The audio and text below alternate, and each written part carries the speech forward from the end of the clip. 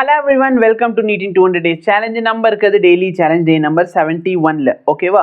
So day number 71க்கு வந்தாச்சு. Almost பார்த்தீங்கன்னா நிறைய டேஸ் முடிஞ்சிருச்சு. இன்னொரு 50 டேஸ் வந்து நீங்கள் நல்லா படிச்சிங்கன்னா நம்மளோட இந்த சேலஞ்ச் எல்லாம் முடிஞ்சிடும். அதுக்கு மேலே பார்த்தீங்கன்னா ஃபுல்லாக உங்களுக்கு டெஸ்ட் அண்ட் ரிவிஷனுக்காக தான் டைம் ஒதுக்கி வச்சுருக்கேன் ஓகேவா. அண்ட் கெமிஸ்ட்ரிக்கு பார்த்தீங்கன்னா ஏன்னா நீங்கள் நிறைய பேர் டெஸ்ட்டு கொடுக்கவே மாட்டேங்கிறீங்க, எனக்கு என்ன சொல்கிறதுன்னு தெரியல.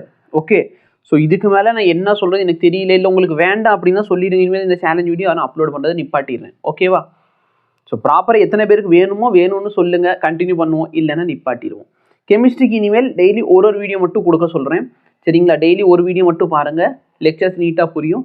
அதுக்கப்புறமேல என்ன பண்ணுங்க அப்படின்னா கெமிஸ்ட்ரி முடிஞ்சதுக்கு அப்புறமேல் வந்து நீங்கள் டெஸ்ட்டுக்கு இன்னொரு டைம் எடுத்துக்கோங்க. So number of video lectures வந்து பார்த்தீங்கன்னா உங்களுக்கு முன்னாடி 4 வீடியோ பார்த்தீங்கன்னா இனிமேல் 3 வீடியோ தான் பார்க்க போகிறீங்க. ஸோ அந்த ஒரு டைம் என்ன பண்ணுங்க டெஸ்ட்டுக்காக ஒதுக்கி வச்சுக்கோங்க.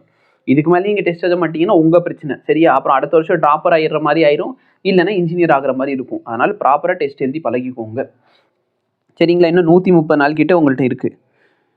இப்போ நல்லா பாரு, எலக்ட்ரோஸ்டாட்டிக்கோட லெக்சர் 9, 10 and 11. 9th லெக்சரில் என்ன இருக்குது, ஈக்குவலன்ட் டைஎலக்ட்ரிக், அப்புறம் காமன் பொட்டென்ஷியல் கான்செப்ட்ஸ் இருக்குது. அதுக்கப்புறம் என்ன சார் இருக்குது, CBSE and state board example question இருக்குது. இதை கொஞ்சம் ப்ராப்பராக படிச்சுக்கோங்க ஓகே.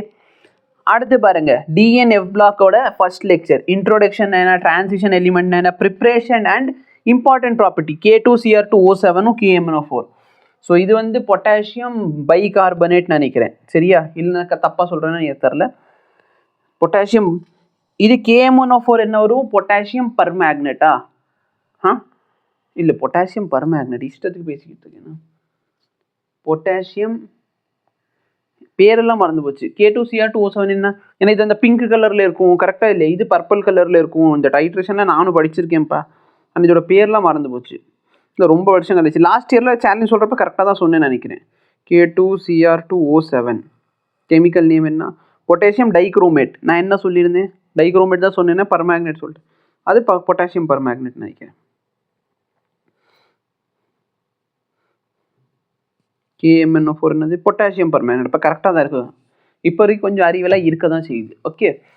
ஸோ இது வந்து குரோமின் குளோரைட் டெஸ்ட்லாம் யூஸ் பண்ணுவோம் if I am not wrong சரியா. குரோமின் குளோரைட் டெஸ்ட்டில் வந்து இந்த குளோரினோட கன்ஃபர்மேஷன் இருக்கும் பார்த்தீங்களா, ஒரு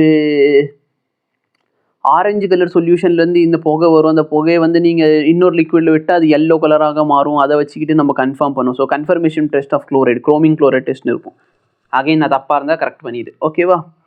சரிங்க சார். ஸோ இதான் பார்த்தீங்கன்னா லெக்சர் நம்பர் 1. ஸோ அதை எப்படி ப்ரிப்பேர் பண்ணுறாங்க, அப்புறம் இதோட இம்பார்ட்டன்ட் ப்ராப்பர்ட்டிஸ் என்னென்னா, ஏன்னா பி பிளாக் எலிமெண்ட் நம்ம ஆல்ரெடி 11th பார்த்துட்டோம். ஸோ அவ்வளோதான் சார், 11thலேயே நான் ஃபுல்லாக உங்கள்கிட்ட கொடுத்துட்டேன் பி பிளாக் எலிமெண்ட். ஸோ அதான் ஃபஸ்ட்டே சொல்லியிருந்தேன், 11th கெமிஸ்ட்ரி நிறைய இருக்கும், 12th வரப்போ ரொம்ப கம்மியாயிரும். அதனால் நீங்கள் வரி பண்ணாமல் படிங்க. ஸோ இதான் பார்த்தீங்கன்னா இன்றைக்கான சேலஞ்ச். உங்களுக்கு எதாவது டவுட் இருந்தால் கேளுங்க, டெஸ்ட்டு ப்ராப்பராக கொடுங்க, சேலஞ்ச் வேணுமா வேணாம்னு சொல்லிடுங்க. Thank you so much, have a nice day.